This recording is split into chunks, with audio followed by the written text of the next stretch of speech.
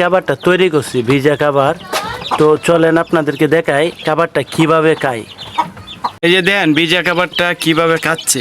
তো এই খাবারটা কিভাবে তৈরি করতে হয় সেটাই আমি আপনাদেরকে এখন ভিডিওতে দেখাবো।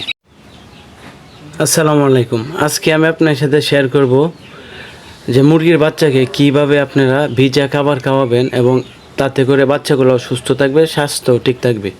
তো প্রথমত যেই জিনিসগুলো লাগবে এটা হচ্ছে যে আপনাদেরকে দেখায় বাতের মার। এই যে এখানে আপনার যে ফিট ব্রয়লার যে গুঁড়া ফিট একটু দেখায়। এই যে এটা হচ্ছে ব্রয়লার গুঁড়া ফিট। এই ফিটটা আমি আগে থেকে দিয়ে রাখছি এটার মধ্যে বাতের মার দিয়ে, তো যেন নরম হয়। হওয়ার পর আর একটু দিতে হবে। এই যে দেখেন বাতের মার দিচ্ছি, দেওয়ার পর এটা এই সম্পূর্ণটা এই যে এইভাবে আপনি ডালের মতো করবেন। ডালের মতো করার পর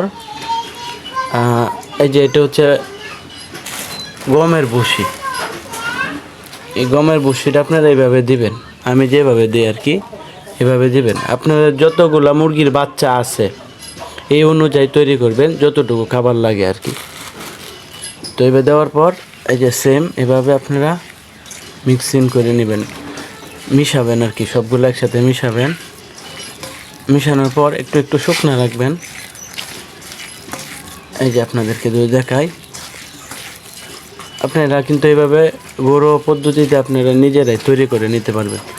এটা খাওয়ালে হয় কি বাচ্চাগুলো অনেক বেশি পরিমাণ খাবার খায় এবং বাচ্চাগুলো অনেক সুস্থ থাকে, স্বাস্থ্য ভালো থাকে এবং গ্রোথ ভালো থাকে আর কি।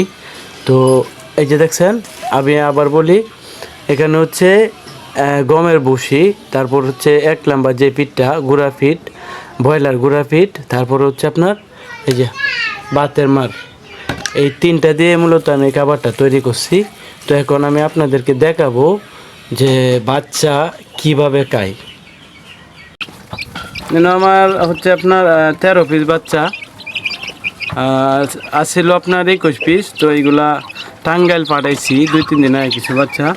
তো এখানে যে বাচ্চাগুলারে আমি ভিজা খাবার দিতেছি। এই যে দেখছেন কীভাবে খাইতেছে। এই যে ভিজা খাবারটা আপনি একটা পাত্রের মধ্যে দিবেন, আমি হয়তো